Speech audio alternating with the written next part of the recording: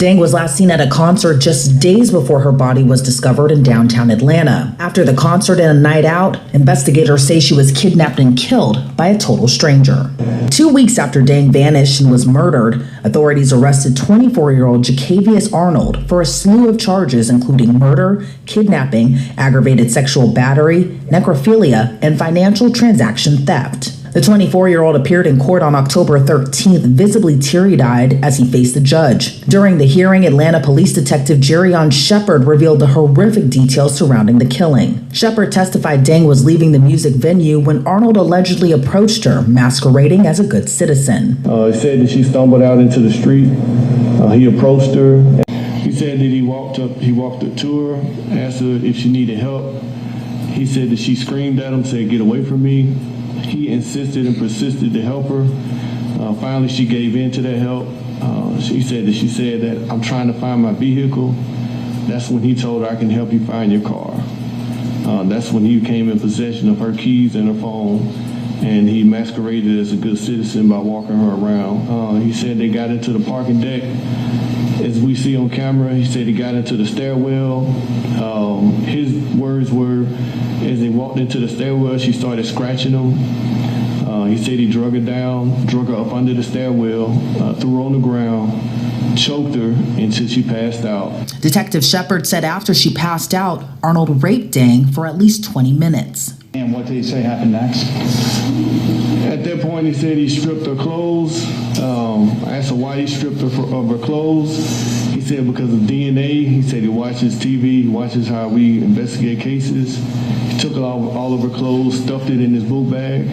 He stuffed her naked body up under the stairwell. He grabbed some newspaper, tried to cover her head.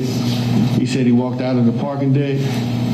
He broke her phone, threw it away, realized he left his sunglasses up under her body, went back to the body, picked the body up, grabbed his sunglasses, pushed her, stuffed her body more up under the stairwell, and that's when he left. He later testified Arnold revealed that he dumped Dang's clothes in a dumpster in an unknown location in downtown Atlanta, and later used her debit card at a nearby gas station. What up, everyone? Thank you for coming back to my channel. As always, I do appreciate it. So here we are again. Another ninja, another young black male takes out another Asian woman. I hate to say it, but Asian women need to stay the fuck away from us. Okay? Not that every single one of us is bad, you know, but hey, you know, maybe it'll just be safer. You can just knock that off the list of threats. All right, let me just avoid these ninjas, especially the young ones.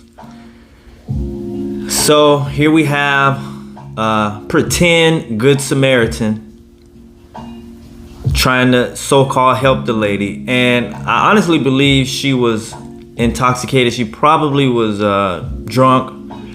And this guy noticed that and said, okay, here's a victim. I really wish she would have had someone there with her. Seemed like she was alone. And he says, oh, well, let me help you find your car.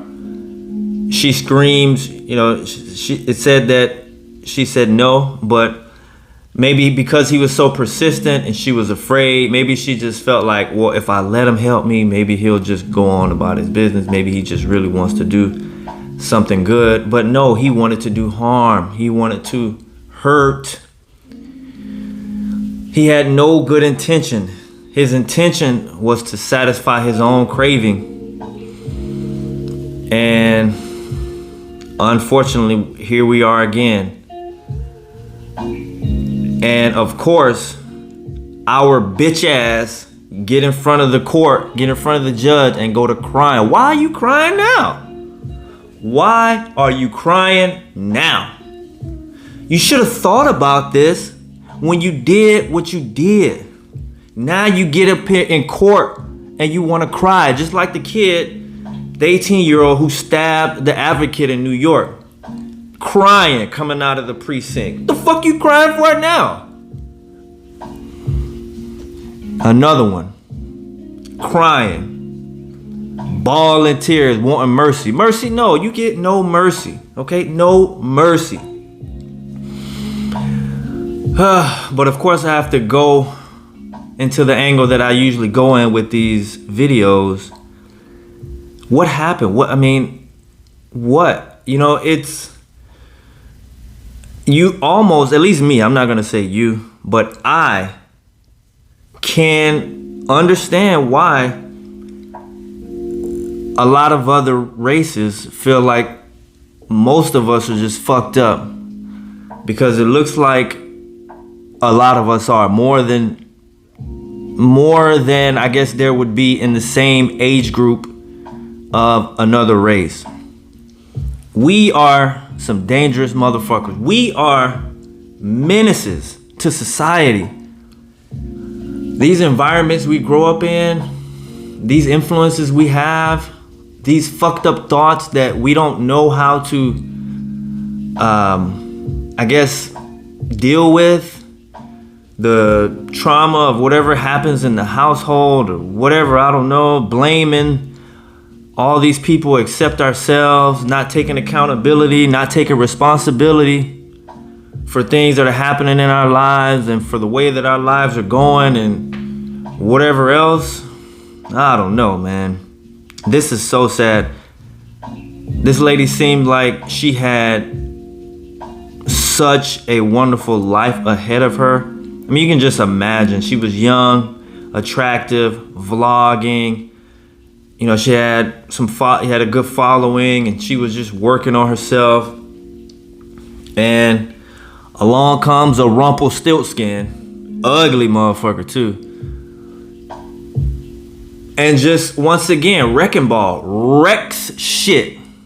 There is nothing other than wreckage, ruin, devastation, disaster. That's what a lot of us leave in our wake. We show up and we fuck shit up. We render shit useless, null and void. And then we get in the front of the courtroom and we cry like bitches.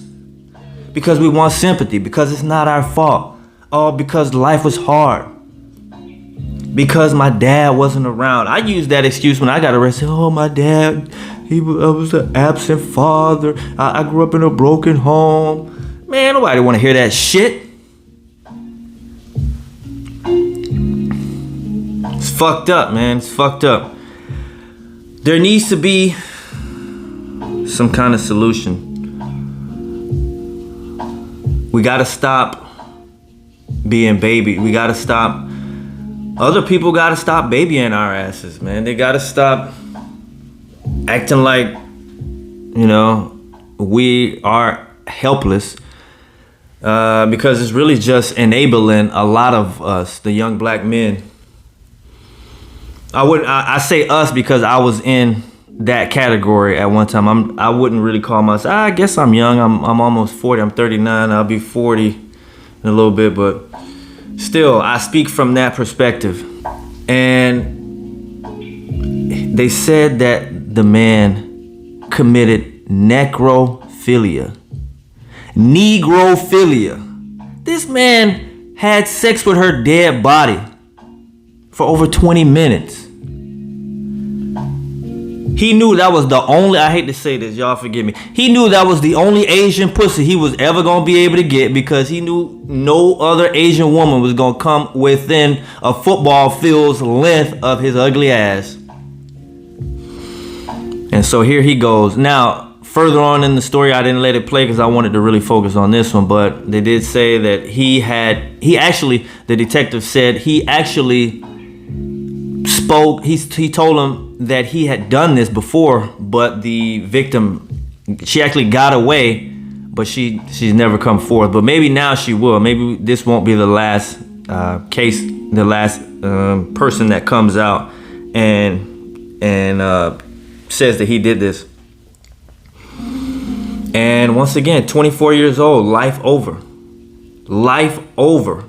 Life over. Now, granted, he wasn't really doing shit, but I have to say that doesn't mean he could not have done something later on in life. A lot of people pick up steam in their 30s or even in their 40s, you know, but when you do some shit like this, you disqualify yourself from ever getting another chance to do anything with your life.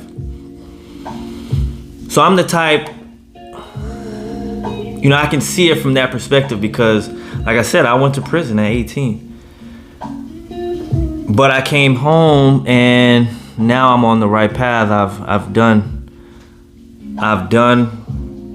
what I've needed to do to just at least take accountability and responsibility for where I am. And those two things do a lot. Like if you just say, okay, well, I'm gonna be responsible for my own actions, and whatever happens, I'm gonna look at myself as, okay, how did I contribute to whatever happened to myself before I blame anyone else?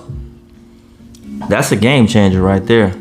But anyway, not gonna carry on too much about this one. Just want to say rest in peace to Mitchel Dang. Condolences to her family, her friends, her followers, her future. Wow. Her future. Sad, sad, sad. And rotten hell to this dude. Or at least in jail. Till next time, guys, thank you as always. I appreciate each and every one of you for taking the time to listen to my video. I like to say that at the end of every video because I mean that. I really do appreciate it. As always, we gotta stay safe so we can stay free.